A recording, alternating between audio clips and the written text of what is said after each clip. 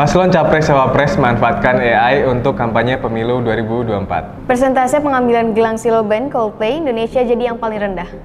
Bocoran tanggal rilis dan spesifikasi Xiaomi 14 Ultra. Hai guys, selamat datang di segmen High News by Hai Elektronik, di mana kami akan selalu memberikan informasi menarik, terbaru, dan terdepan yang pastinya akan selalu membuka wawasan kalian Terkait perkembangan teknologi, elektronik, dan gadget di dunia. Bersama saya Dian dan rekan saya Dilan. Baiklah, tanpa berlama-lama lagi, selengkapnya di High News.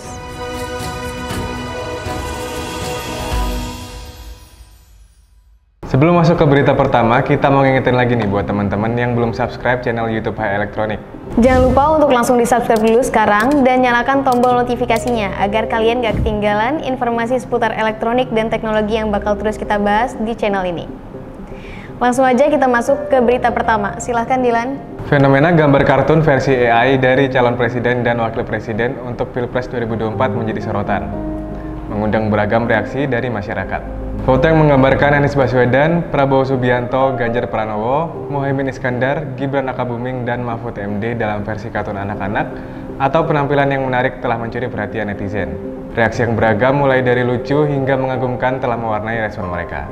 Dilansir dari artikel Universitas Muhammadiyah Surabaya, dosen kajian media dan budaya Radius Setiawan menyoroti dampak kemajuan teknologi AI yang mungkin dimanfaatkan oleh tim kampanye untuk menarik simpati pemilih dari kelompok atau komunitas tertentu. Ia mengingatkan bahwa teknologi AI bisa membentuk citra yang sesuai dengan pasar yang dituju oleh calon tersebut. Hal ini terbukti oleh munculnya baliho kampanye dari salah satu paslon Capres-Cawapres, yaitu Prabowo Subianto dan Gibran Rakabuming yang memanfaatkan teknologi AI tersebut. Dilansir dari kumparan.com, Ketua Tim Kampanye Daerah atau TKD Prabowo Gibran DKI Jakarta, Ahmed Zaki Iskandar, mengungkapkan makna yang tersemat di balik strategi kampanye yang memanfaatkan gambar animasi, menghadirkan sentuhan khas dalam pesta demokrasi yang akan datang. Salah satu bentuknya adalah baliho animasi ala Disney yang muncul di beberapa titik. Zaki menjelaskan bahwa kesan gemoy atau ceria dari gambar animasi ini bukan sekedar sebagai hiburan, tapi juga untuk memperkenalkan pasangan calon kepada masyarakat. Zaki menyatakan bahwa pemilihan citra yang gemoy untuk Prabowo Gibran bertujuan untuk menyampaikan pesan perdamaian dan kebahagiaan kepada masyarakat. Mereka ingin membangun citra kampanye yang penuh keceriaan, di mana Pilpres 2024 dihadapi dengan semangat positif, kebersamaan, dan tanpa tekanan. Menurut Zaki, pasangan presiden dan wakil presiden tersebut berharap agar seluruh proses kampanye hingga pemilihan berlangsung sebagai bagian dari pesta demokrasi bagi rakyat Indonesia. Mereka ingin menanamkan semangat positif dalam setiap tahapnya. Zaki mengklaim bahwa respon masyarakat terhadap strategi branding ini cukup positif, tercermin dari reaksi yang terlihat di media sosial.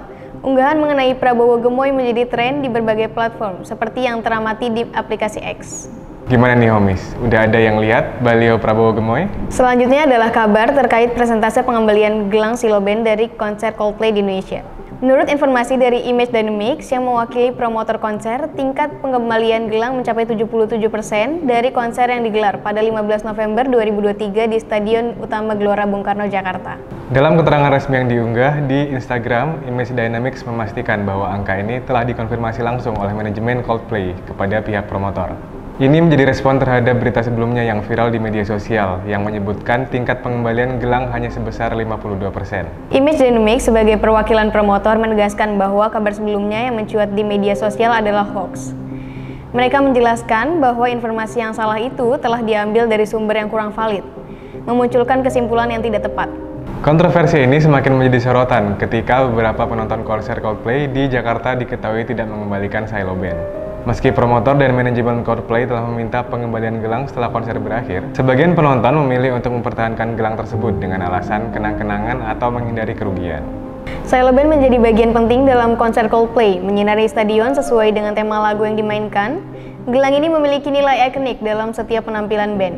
Dalam tour Music of the Spheres World Tour, gelang ini diproduksi lebih ramah lingkungan, seiring usaha Coldplay untuk menjaga keberlanjutan lingkungan. Pengembalian gelang konser menjadi bagian dari usaha Coldplay untuk mengurangi limbah, mengingat Siloben telah menjadi atribut khas dalam setiap pertunjukan mereka sejak tur Milo Siloto. Promotor telah menyediakan tempat pengembalian di luar stadion untuk mendukung upaya ramah lingkungan ini.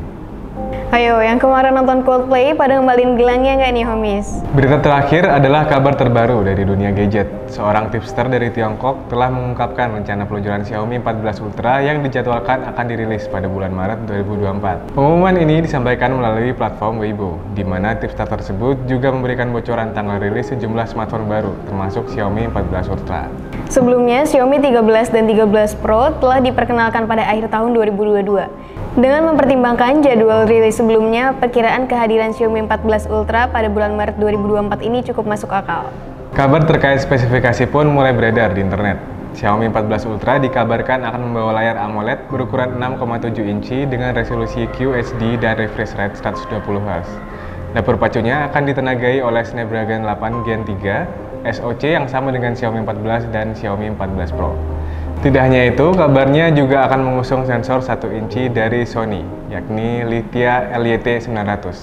Media asal Tiongkok, CNMO, juga melaporkan bahwa Xiaomi 14 Ultra akan dibekali baterai berkapasitas 5500 mAh.